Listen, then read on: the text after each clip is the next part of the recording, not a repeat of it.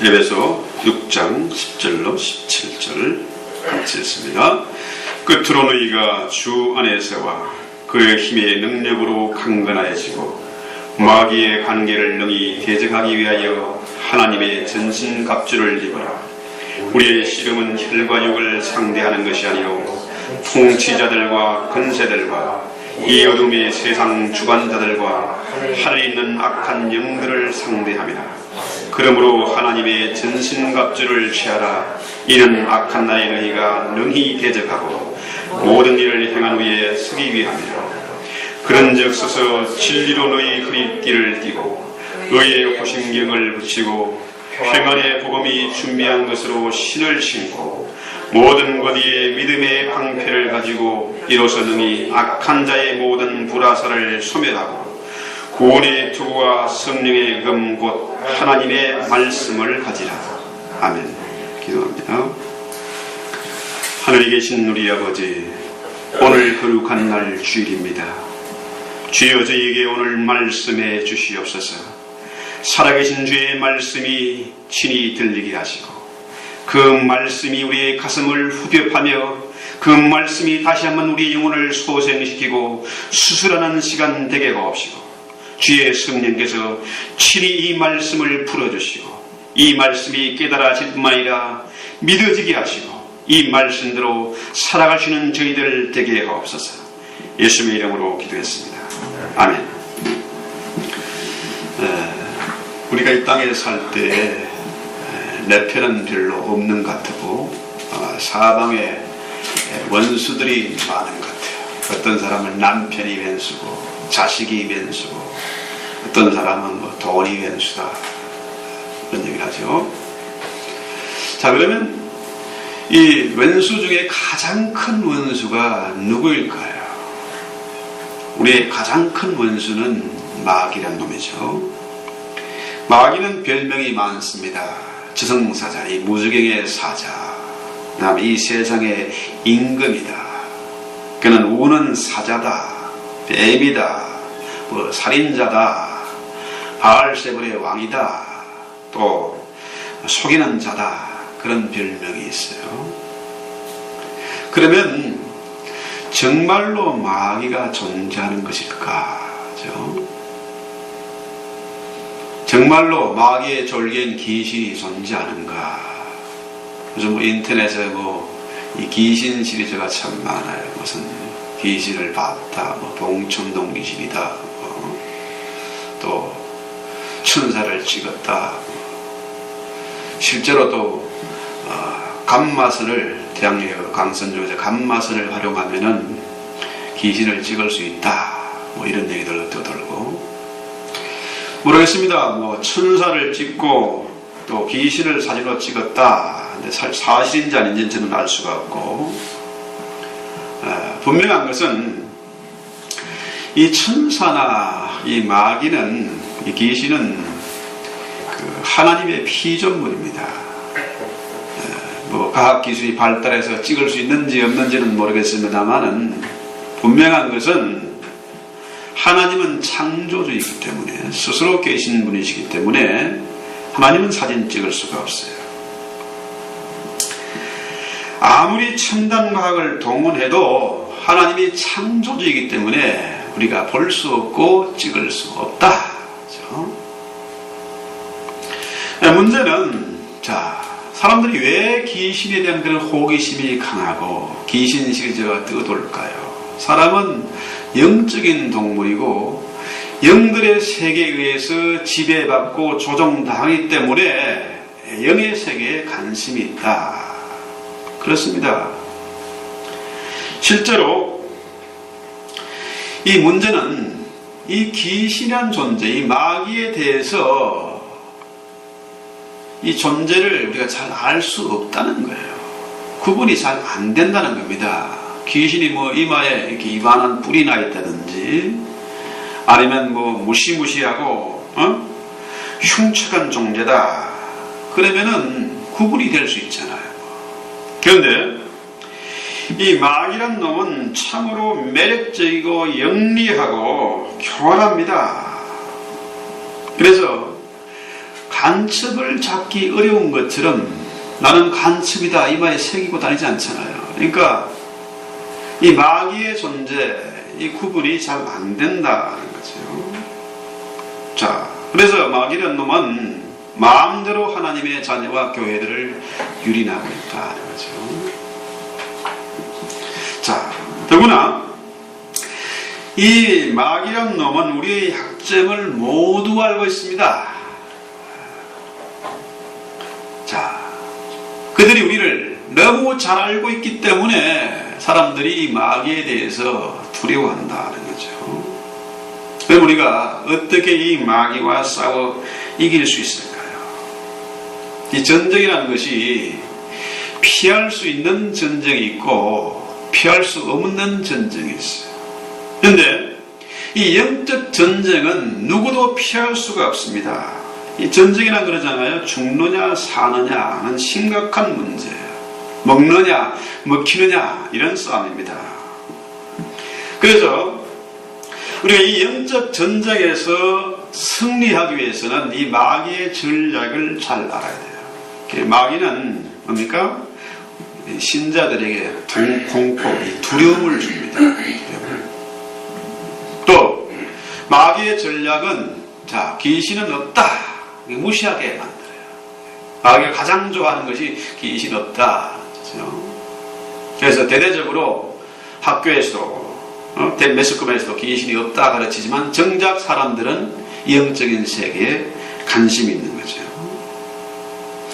자, 그래서 마귀의 이 전략을 그 성격을 바로 알아야 그래야 전쟁에서 승리할 수 있다. 상대를 아는 것, 이거 전쟁에서 필승의 조건이에요. 그래서 우리는 절대로 마귀의 그 실력을 과소평가해서는 안 된다는 거죠. 이 마귀는 인류 최대의 적입니다. 남편이 왼수가 아니고 자식이 왼수가 아닙니다. 마귀란 놈이 가장 큰 원수다는 거죠. 그러니까 이놈은 이 타락한 천사로서 성경에 보면 옛뱀, 무슨 용, 이 사단, 이 마귀라고 하는 그런 자지요. 그러니까 이 마귀는 영원히 죽지 않습니다. 그놈은 하나님이 졸지도 않고 주무시도 않는 것처럼 그놈은 잠자는 법이 없어요. 이놈이 거짓말쟁이의 조상이에요. 이놈의 전략은 거짓말입니다. 이런 마귀와의 전쟁에서 우리가 패하면은 그의 종이 될 수밖에 없고 그의 전략에 따라서 자원해서 타락하든지 유혹을 받아서 타락하든지 마귀에게 넘어가게 되면은 더 이상 주님의 위로와 도움을 받지 못한다는 거죠.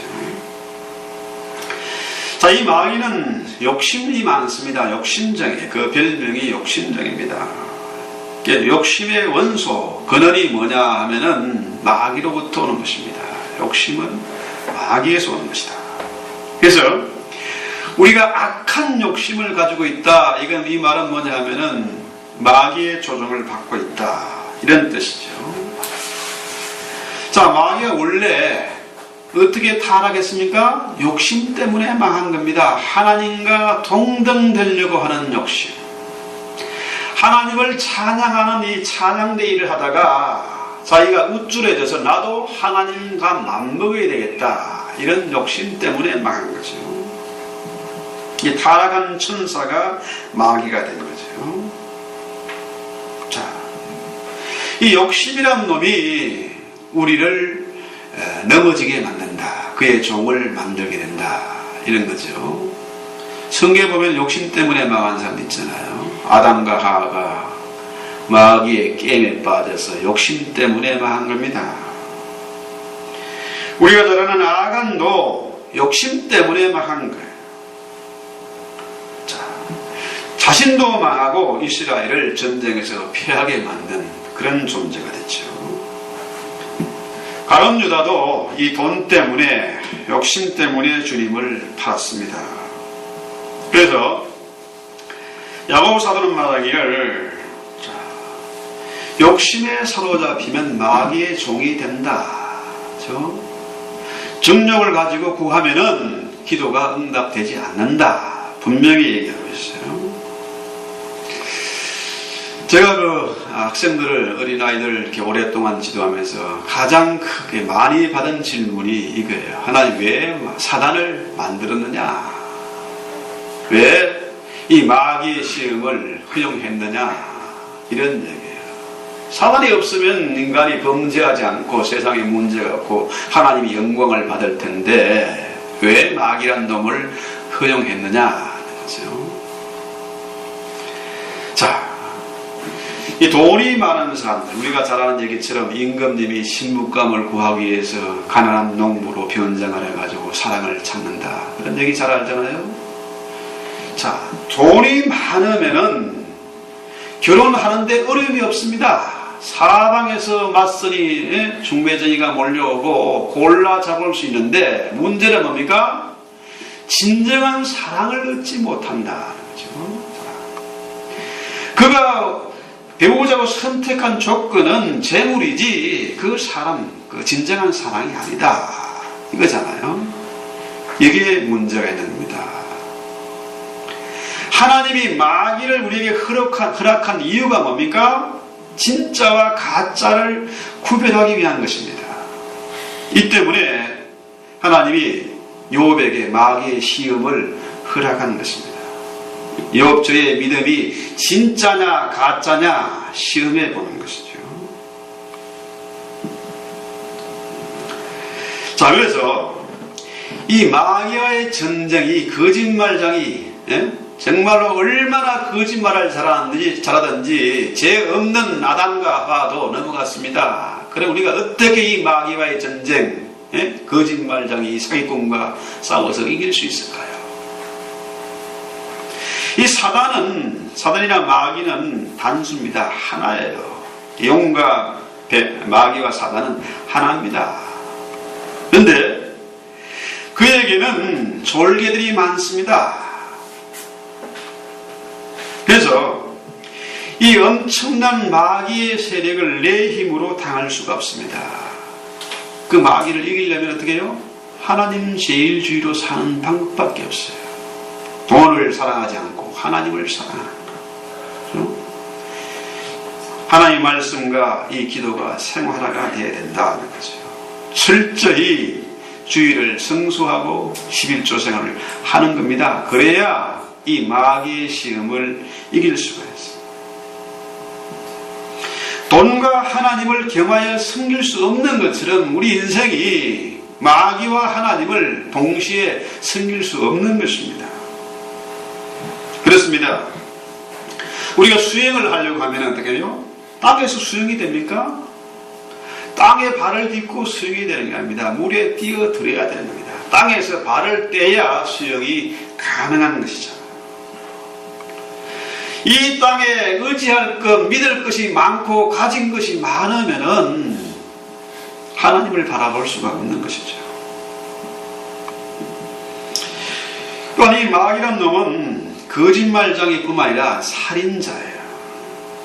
마귀의 이 살인 전략이 뭡니까? 시기심이, 미움이잖아요. 카인이 동생 아벨을 죽인 것이 뭡니까? 이 마귀의 조종을 받아서 그 안에 시기심이, 미움이 발동했기 때문입니다. 성경 분명히 말합니다. 형제가 서로 물고 뜯으면 어떻게 된다고요? 피차 망하는 것입니다.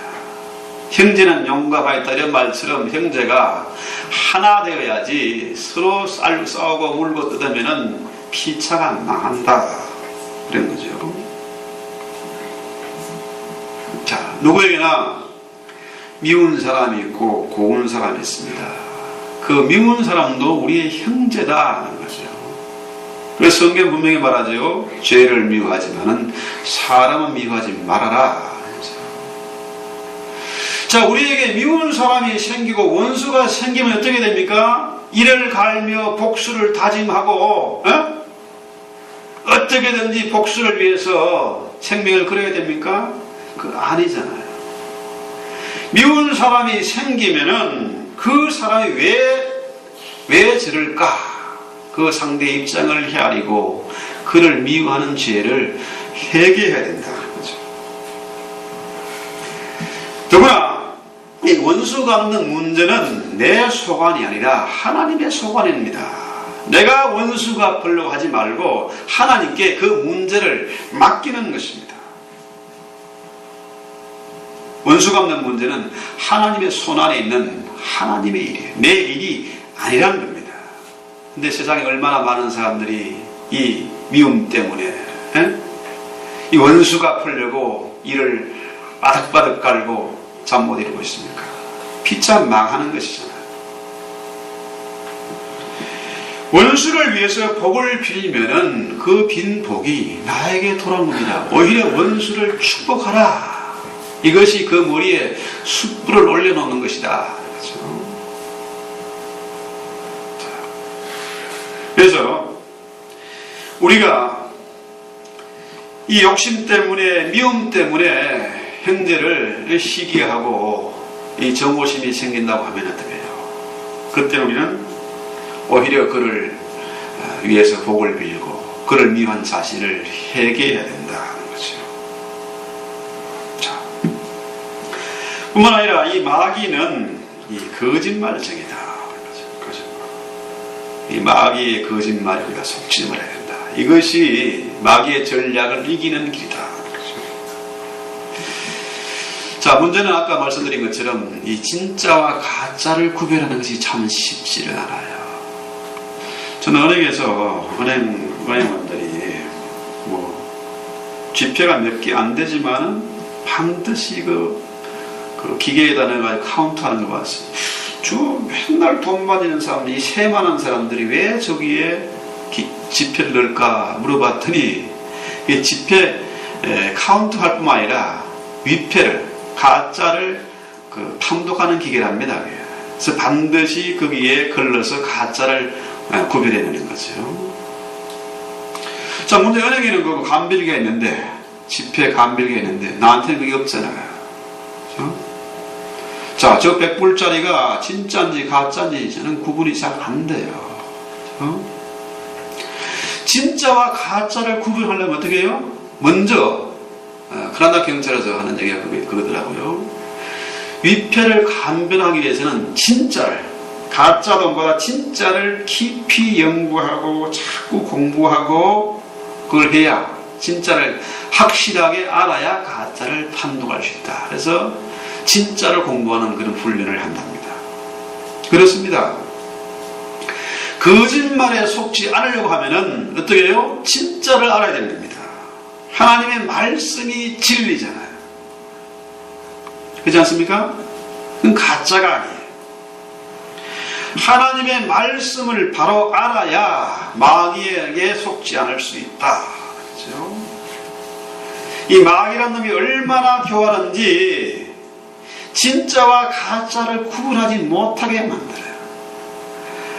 이 하와를 뱀이 유혹할 때 뭡니까? 하나님의 말씀에 정말로 하더냐, 그죠?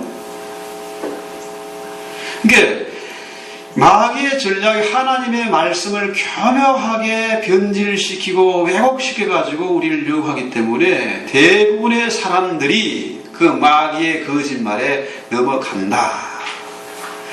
사기꾼들의 특징은 진짜보다 더 정말 그럴듯하게 다가오기 때문에 사기를 당한다는 거죠. 자, 우리가 아담의 후예들입니다. 아담은 선악과를 따먹고 거짓말쟁이가 됐어요. 하나님께 거짓말을 했습니다. 타락을 했어요. 자, 아담의 후예인 우리도 거짓말을 밥 먹듯이 하고 있잖아요. 저런 아이들도 보면요, 저 아이들이 누가 거짓말 가르쳤습니까? 근데 저런 아이들도 눈 하나 깜빡하지 않고 능청스럽게 거짓말을 잘해요. 왜 그렇습니까? 마귀란 놈이 너무나 영리하고 간교하기 때문에 이 거짓말로 우리 인생들을 사로잡고 있다는 거죠. 자, 우리 모두가 마귀란 놈의 자손이기 때문에 요한복음 8장 44절에 그러잖아요. 너희 아비는 마귀다. 그렇죠? 우리의 조상이 마귀라. 그렇죠? 거짓말자예요. 그래서 이 마귀란 놈은 그 본성적으로 남을 믿지 않습니다. 의심하게 만들어요. 그러니까 이 사람들의 세계를 보세요. 정치인들이나 연예인들이나 뭐 할 것 없이 거짓말에 능수능란하고 거짓말 잘하는 사람들, 이런 사람들이 성공하고 출세하는 것처럼 그렇게 보이잖아요. 그러니까 심지어 자, 우리가 거짓말을 타고났고 날마다 거짓을 말하기 때문에 아이들이 그 아이들부터 부모를 믿지 않아요. 선생도 안 믿습니다. 자, 공부 열심히 해라. 그래야 네가 성공하고 네가 출세한다. 이 말도 안 믿어요. 그래서 반항하고 불평을 하는 거죠.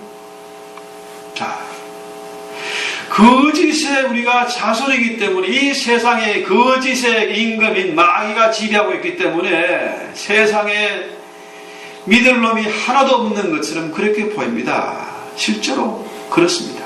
세상에 믿을 사람이 하나도 없어요. 형제도 부모도 믿지 못하는 세상이 됐다. 그죠? 자, 이 마귀가 하나님의 말씀을 왜곡시키고 의심하게 만들잖아요. 그래서 아담과 하와가 타락한 거 아닙니까? 그래서 하나님이 이 땅에 이 저주를 내린 것이죠. 자, 창세기 3장 14절에 보면은 하나님이 이 아담과 하와를 타락시킨 이 뱀을 저주하는데 뭐라고 하냐면 뱀은 저주를 받아 배로 다니고 살아있는 동안에 흙을 먹을지니라. 이 흙이란 말은 뭡니까? 아담입니다. 아담은 아파르 플러스 다음이에요. 이게 먼지 플러스 티끌이다. 피다. 피. 하나님이 아담을 창조하셔 그 코에 생기, 하나님의 숨을 불어넣었다. 하나님의 피를 불어넣었다. 이런 얘기죠.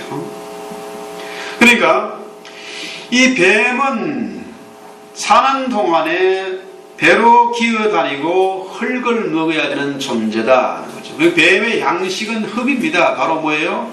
아담입니다. 사람이에요. 사람. 뱀이란 놈은 두루 다니며 삼키자를 찾습니다. 왜? 늘 배고프기 때문에 사람들을 잡아 무너뜨리고 파괴시키는 일을 하는 것이 그게 뱀의 할 일입니다. 베드로전서 5장 8절이잖아요. 우는 사자같이 두루다니며 삼킬 자를 찾는다. 너무 배고팠어요. 이 마귀란 놈은 배고픈 놈이고 이 귀신은 배고픈 신이에요. 그래서 이 뱀이 어디에 삽니까? 작은 구멍으로 들어가잖아요. 작은 구멍. 우리에게 이 작은 틈이라도 보면 뱀은 소리 없이 기어들어옵니다.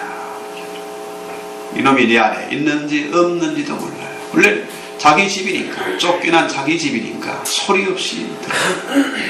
우리가 남을 미워하고 화를 내고 우리가 죄를 범하고 할 때 그때 그놈은 소리 없이 들어옵니다.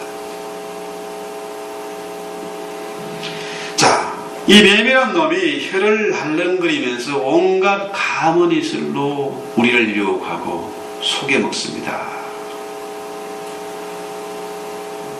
자, 이 뱀이 그 원수 아닙니까? 원수. 가장 큰 원수가 뱀이에요. 마귀란 놈이잖아요. 그래서 어릴 때 이 뱀만 보면 때려잡는 버릇이 생겼어요. 이 뱀이 사실 마귀가 아닌데 이 지금 다니는 뱀은 성경에서 말하는 옛 뱀이 아닙니다. 그런데 뱀의 모습을 보면 혀를 할렁거리는 게 이게 뭡니까? 온갖 그 가문이슬로 우리를 속이는 그걸 형상화시킨 것이죠. 자, 이 뱀을 우리가 잡아야 되는데 그 유혹을 우리가 이겨야 되는데 우리 힘으로 이게 가능합니까? 구분이 안 돼요. 이길 수 있는 방법이 없습니다. 그래서 창세기 3장 15절에 보면은 여인의 후손이 뱀의 머리를 밟았다. 그렇죠? 자,